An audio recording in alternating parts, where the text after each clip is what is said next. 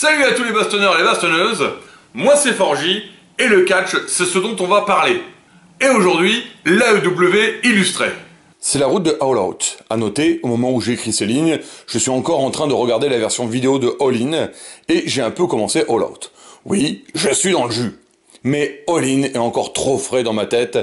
Ils auraient vraiment dû attendre 2 ou 3 semaines pour All Out. Même si la carte est géniale, et que je vous conseille vivement, hein. Mais bref, je bosse toujours sur les vlogs All-In, que je sortirai même si j'ai 3 ou 4 semaines de retard dessus, et j'essaie de pas trop être en retard sur l'actu. Donc c'est un récap à morceaux choisis de Dynamite, Rampage, Collision de la semaine passée, tout pour être à jour sur la route de All Out. Dynamite du 30 août, Jon Moxley contre Commander.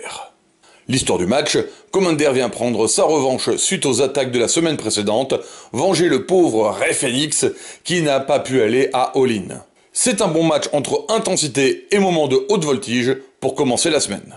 Toni Storm est désespérée, elle ne fait plus confiance à personne et balance ses chaussures à la gueule de la pauvre Renee Paquette.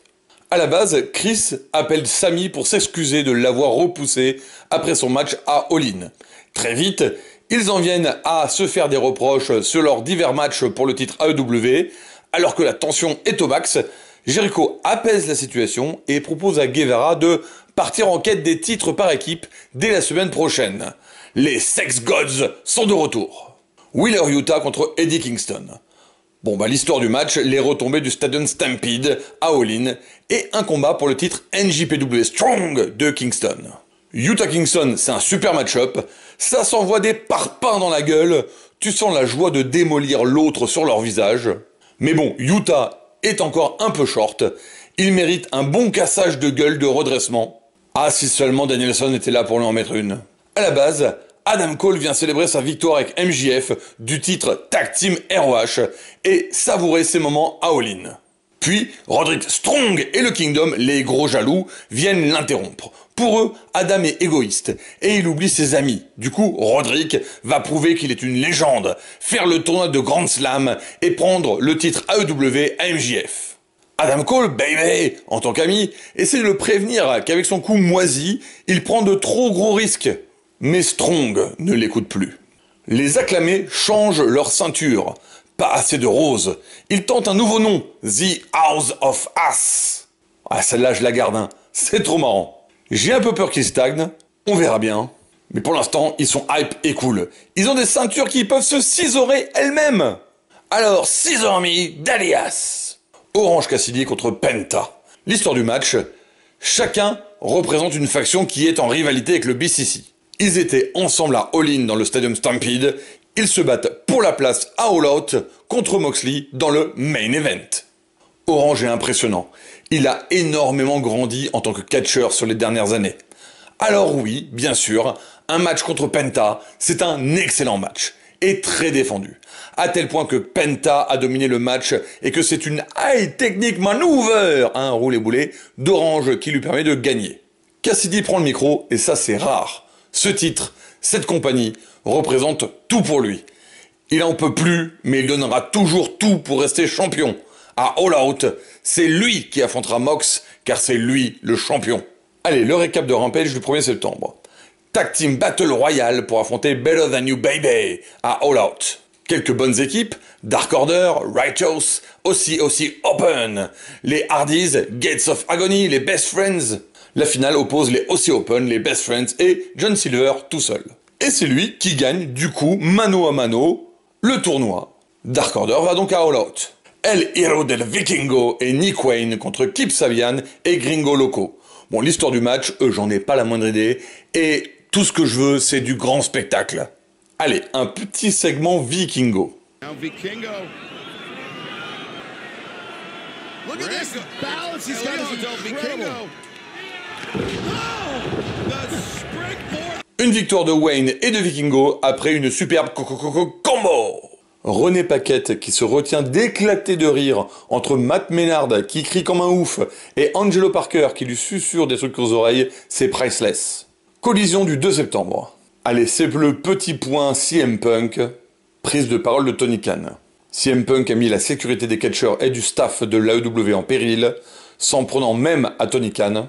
Du coup oui, j'adore CM Punk. Je suis vraiment heureux de l'avoir vu à All In, et sa rivalité avec MJF est un monument du catch. Mais de toute évidence, aussi triste que ce soit, c'était la bonne décision qu'a prise Tony Khan.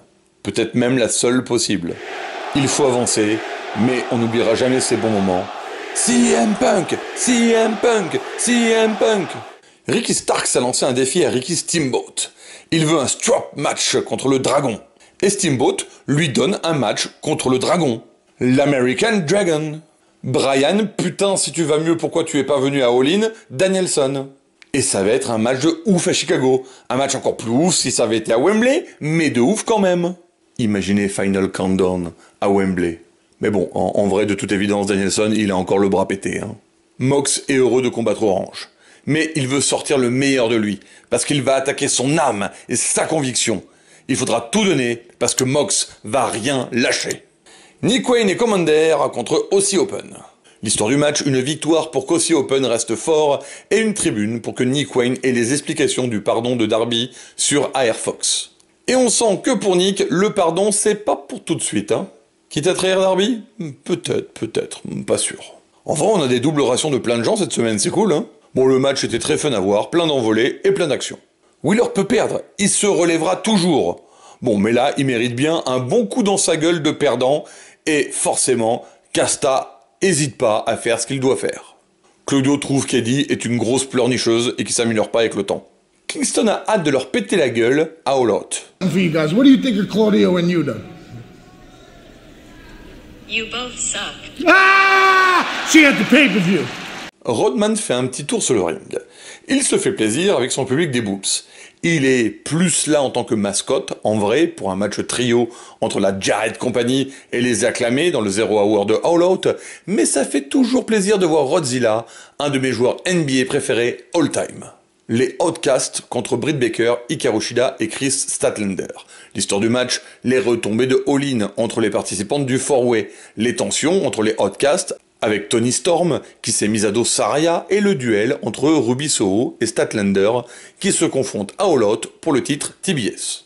Allez, le main event, Dax Hardwood contre Jay White. L'histoire du match, depuis le début de Collision, FTR et le Bullet Club Gold sont en rivalité. Un match solo de Jay White en main event, parfait, je demande que ça. C'est pour hyper le 4 contre 4 de All Out, Bullet Club Gold contre FTR et les Bucks. Quel match! Ils combinent tellement bien ensemble, c'était clairement le match de cette semaine. Ça donne envie d'un autre FTR versus Bullet Club Gold. Après, ça fait tellement de bien de voir Jay White en solo des fois. C'était bourrin et très vivant dans l'espace. Victoire de Jay White par Blade Runner. Puis, alors que le Bullet Club Gold allait attaquer FTR, les Bucks font le save. Ils proposent alors la poignée de main qui est refusée par FTR en réponse à All In. Alors, si vous avez aimé cette vidéo, n'hésitez pas à soutenir la chaîne, commentez, parlez de ce que vous voulez, mettez un pouce bleu et abonnez-vous. Voilà tout le monde, il y a l'essentiel, je vous sors le plus de vidéos possible en ce moment, et je ferai peut-être une petite pause après cela. En tout cas, j'essaie de faire All Out assez vite, et les vlogs All In. Salut à tous les bastonneurs et les bastonneuses, et à très vite.